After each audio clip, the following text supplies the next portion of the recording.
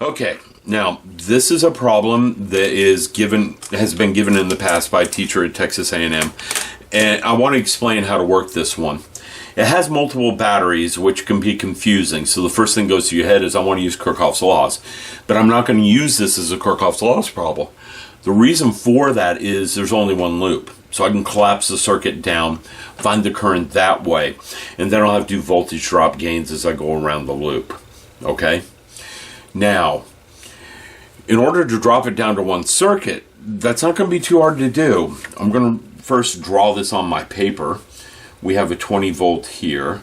Down here I have a 60 volt. They're both orientated the same way, which means they are going to fight each other in this circuit.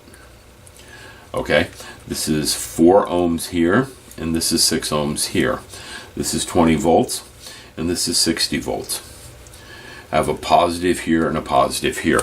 Now the 60 volt is going to control the circuit because it's the largest one. It's going to force the current going around this way. So we know which way the current's going to go. Okay, and since these two are going to fight each other, what I can do here is just subtract them. So I can drop this circuit down so it has one battery. I'm going to replace the 60 volts with 60 minus 20, which gives me 40 volts. I'm going to keep the positive end this side and the negative end on this side. Now, since these are in series, our equivalent will be the 4 plus the 6, which is 10 ohms. So when I go to rewrite this circuit, I can replace both resistor with 10 ohms.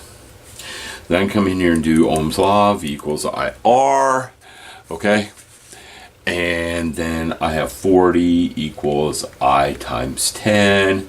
It gives me I is 4 amps. So I know the current's 4 amps. Now I'm going to draw the part of the circuit I care about. We have point A here. We have a 20 volts here. We have a resistor here. And then we have point B over here. And this resistor is 4 ohms. Alright. Now, if we go back and look at the problem for a minute, it says VA minus VB is positive if A has a higher potential than B. I know the current's flowing this way. My current of 4 amps. Since it's flowing this way, this has to be at the high potential. And this has to be at the low potential. Okay? And when I use Kirchhoff's laws on this, we have a voltage drop here and we have a voltage drop here, or a voltage gain, depending how you look at it. Since we're going from the positive to the minus, this is a voltage gain of 20 volts. And since we're going across this resistor, okay, now I could call it voltage gain or voltage drop, but no matter what, this is going to be the higher voltage than this, and this is consuming the voltage that comes across here. I can do V equals IR on this, so it'll be 4 times 4, which equals 16. So the change in voltage from A to B is 20 volts plus 16 volts, which is 36 volts. So my delta V is definitely 36 volts. Okay?